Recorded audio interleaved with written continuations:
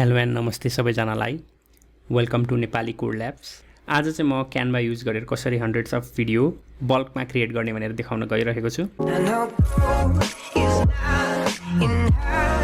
आज चाहिँ म क्यानभा युज गरेर कसरी हन्ड्रेड्स अफ भिडियो बल्कमा क्रिएट गर्ने भनेर देखाउन गइरहेको छु। त्यसको लागि चाहिँ हामी क्यानभा युज गर्दैछौँ र यो क्यानभाको बल्क फिचर युज गर्न चाहिँ हामी प्रो भर्जन युज गर्नुपर्ने हुन्छ र हामीले क्यानभाको 7-डे ट्रायल भर्जन पनि युज गर्न सक्छौँ यो फिचर टेस्ट गर्नको लागि।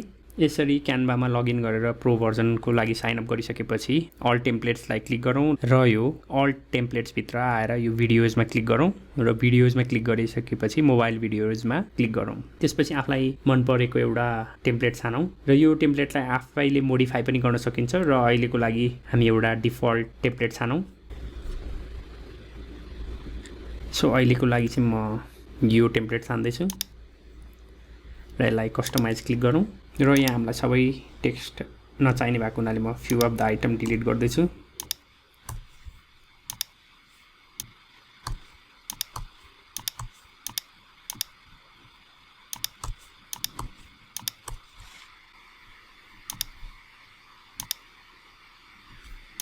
र यो फन्टको साइज पनि म इन्क्रिज गर्दैछु।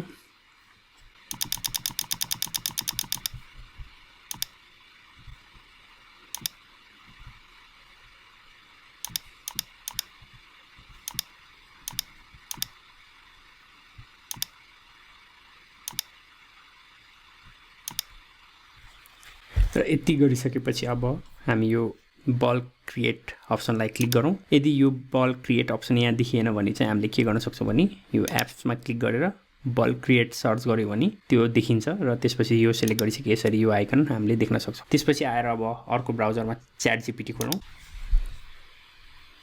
र ChatGPTमा आएर मैले के गरेँ भने फनी जावा कोड्स भनेर सर्च गरेँ। यसले मलाई यसरी फनी कोड्सहरू प्रेजेन्ट गरेको छ र यसलाई चाहिँ अब एउटा टेक्स्ट एडिटरमा कपी गरौँ। नोटप्याड++ सबलाइम टेक्स्ट या नोटप्याड युज गर्दा पनि हुन्छ र यसरी यसलाई कपी गरेर हामी हाम्रो टेक्स्ट एडिटरमा पेस्ट गरौँ र अब यहाँ यसरी पेस्ट गरिसकेपछि यो कोड्सहरूलाई हामी फाइन्ड रिप्लेस गरेर हटाइदिउँ र हाम्रो कोड्सलाई फाइन्ड गरेर हामी एम्प्टी स्ट्रिङले रिप्लेस गर्छौँ र यसरी हामीले डबल कोड्स हटाइसकेपछि यो लाइन ब्रेकलाई पनि हटाउँ र एउटा यो सिंगल लाइनमा ल्याउँ सबैलाई सो द्याट त्यहाँ ग्याप नहोस्, हामीलाई एरेन्ज गर्न नि सजिलो हुन्छ। र यति गरिसकेपछि यसलाई कपी गरौँ र ब्याक टु क्यानभामा जाउँ। क्यानभामा आइसकेपछि यो बल्क क्रिएटलाई क्लिक गरौँ र इन्टर डेटा म्यानुअली क्लिक गरौँ र त्यसपछि यसलाई हामी इमेलको साटो कन्टेन्ट भनेर रिनेम गरौँ र यहाँ पेस्ट गरिदिउँ। त्यसपछि आएर नेममा चाहिँ म नेमै राख्छु अहिले।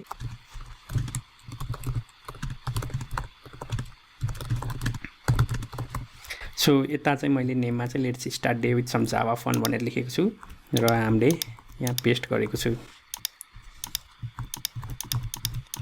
र यति गरिसकेपछि यो डन बटन क्लिक गरौँ।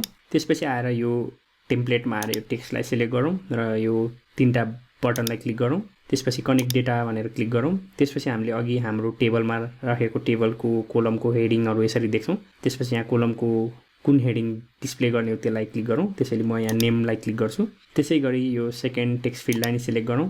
त्यसपछि आएर यो तीनटा बटनलाई क्लिक गरौँ। त्यसपछि आएर कनेक्ट डेटालाई क्लिक गरौँ र त्यसपछि आएर कन्टेन्टलाई क्लिक गरौँ।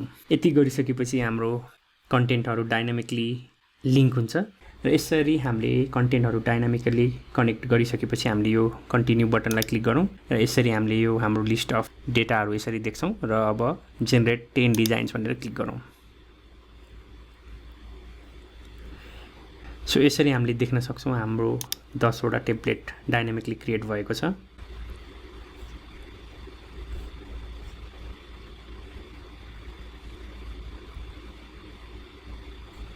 र यो भिडियोलाई एक्सपोर्ट गर्नको लागि चाहिँ यो शेयर बटनमा क्लिक गरौँ। त्यसपछि आएर डाउनलोडमा क्लिक गरौँ। त्यसपछि download pages as a separate file गरौँ र यसरी हाम्रो यो 10 वटा video as a separate video download हुन्छ।